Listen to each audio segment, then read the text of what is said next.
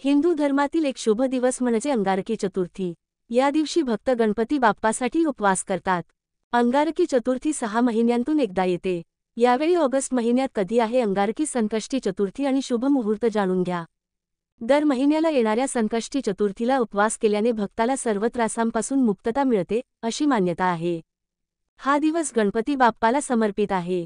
या दिवशी उपवास केल्याने गणपती बाप्पा प्रसन्न होतात, असे म्हटले जाते। श्रावण महिन्यात येणाऱ्या संकष्टी चतुर्थीला हेरंबा संकष्टी चतुर्थी म्हटले जाते। या दिवशी गणपती बाप्पाची पूजा केली जाते। मान्यतेनुसार या दिवशी पूजा केल्याने भक्ताच्या जीवनातील सर्व अडथळे दूर होतात, असे म्हटले जाते। त्यामुळे गणपती बाप्पा त्यांच्यावर प्रसन्न होतात।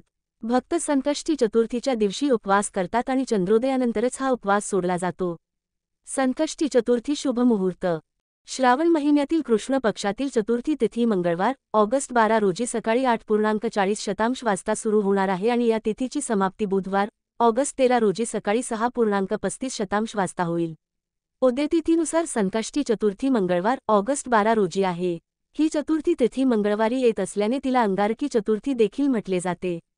यावेळी चंद्रोदयाची वेळ रात्री 8:59 वाजता असेल। अंगारकी चतुर्थीचे महत्त्व। अंगारकी चतुर्थीचा अर्थ संस्कृतमध्ये सांगण्यात आलेला आहे।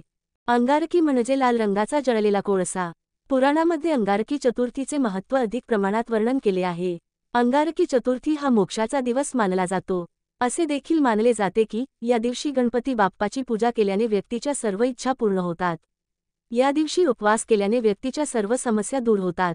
अंगारकी चतुर्थी 6 महिन्यांतून एकदा येते। या दिवशी बुद्धीची देवता असलेल्या भगवान गणेशाची पूजा केल्याने ते प्रसन्न होऊन भक्ताला त्यांचे आशीर्वाद मिळतात, असे म्हटले जाते।